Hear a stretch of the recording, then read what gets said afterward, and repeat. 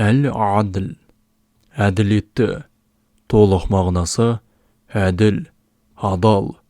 Ол кімге болмасын ешбір әділетсіздік жасамайды. Ол өз шешімдерінде әділ. Зікір етудің пайдасы әділетті болу, әділдікпен жеңіске жету. Я адл. Я адл. Я адл. Я адл. Я адл. Я адл. Я адл. Я адл. Әділетті. Я адл. Я адл.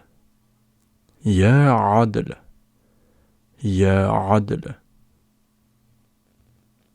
Алла тағалам, әрдайым әділетті болуымызды, әділдікпен жеңіске жетуімізді нәсіп ете көр.